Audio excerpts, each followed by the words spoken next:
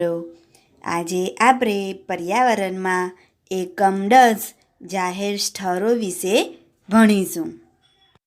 જે સ્થળનો એટલે કે જે જગ્યાનો દરેક વ્યક્તિ ઉપયોગ કરી શકે તે સ્થળને જાહેર સ્થળ કહેવાય છે.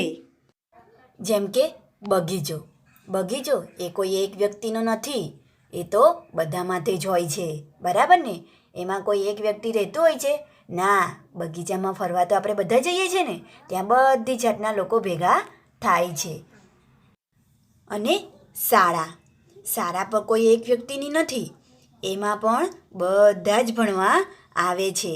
કોઈ આપણને એવું નથી કહેતું કે આ મારી શાળા છે એટલે તું અહીંયાથી ચાલ્યો જા, બરાબર ને? એમાં બધા આપણે સાથે ભેગા મળીને એ શાળાનો આપણે ઉપયોગ કરીએ છીએ. તેથી આ બધા જાહેર સ્થળો કહેવાય છે. આપણું જીવન સરળ અને સુખી બને તે માટે આપણે બધા સામૂહિક રીતે કેટલીક વસ્તુઓનો ઉપયોગ કરીએ છીએ. જેમ કે શાળા, કોલેજ, દવાખાનું, રમતના મેદાન વગેરેનો ઉપયોગ કરીએ છીએ. જે સ્થળના ઉપયોગ પર સમાજના બધા નાગરિકોનો એક સરખો હક હોય તેવી સંપત્તિ કે જગ્યાને જાહેર સ્થળો કહે છે. શેરી, મોહલ્લા કે ગામમાં સૌના વપરાશ માટે બનાવેલું શૌચાલય, દીવાબત્તી, શાળા, બાગ બગીચા, પાણીના જાહેર નળ, હવાડો અને પંચાયત ઘર જાહેર મિલકત છે. વ્યક્તિગત વપરાશ અને સુખાકારીના સાધનો જાહેર મિલકત નથી. જાહેર સંપત્તિનો બધા ઉપયોગ કરી શકે છે. તેના નિર્માણ માટે સૌના નાણાં ખર્ચાય છે.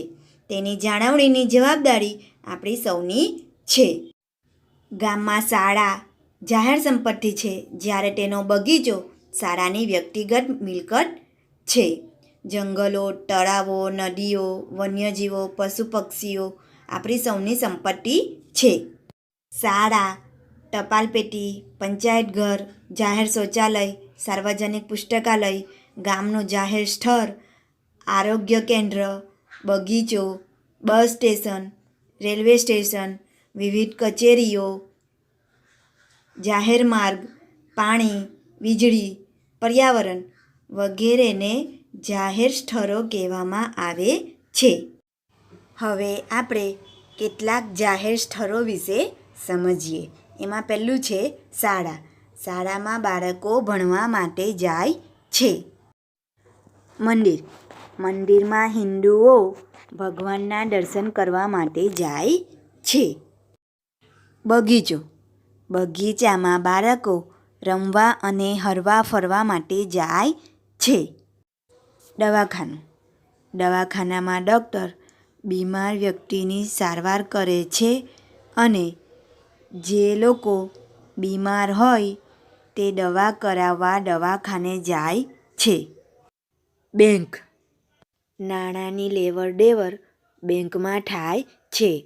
લોકો પૈસા મૂકવા બેંકમાં જાય છે. વાંચનાલય. લોકો વર્તમાનપત્રો અને પુસ્તકો વાંચવા વાંચનાલયમાં જાય છે. પોસ્ટ ઓફિસમાં લોકો ટપાલ આપવા અને લેવા માટે જાય છે. ટપાલની અવરજવર પોસ્ટ ઓફિસમાં જોવા મળે છે. મની ઓર્ડર, પરબિડિયા અને સ્ટેમ્પ પણ ત્યાં જ મળે છે. Bus station. બસમાં બેસી એક ગામથી બીજા ગામમાં જવા માટે બસ સ્ટેશન પર જઈએ છીએ. Railway station. ટ્રેનમાં બેસી એક જગ્યાએથી બીજી જગ્યાએ જવા માટે આપણે રેલવે સ્ટેશન જઈએ છીએ. Police station. શાંતિ અને સલામતીની વ્યવસ્થા જાળવે છે. ચોરી કરનાર વ્યક્તિને પોલીસ પકડી પાડે છે. બજાર. વધારે દુકાનો હોય તે ભાગને બજાર કહે છે. બધી જીવન જરૂરી વસ્તુઓ આપણને એક જ જગ્યાએથી મળી રહે એ બજારની અંદર આપણને બધી વસ્તુઓ મળી રહે છે. હવે તો બધી જગ્યાએ શોપિંગ મોલ ખુલી ગયા છે. ગ્રામ પંચાયત સમગ્ર ગામનો વહીવટ ગ્રામ પંચાયતમાં થાય છે. ગ્રામ પંચાયતના વડાને સરપંચ કહે છે.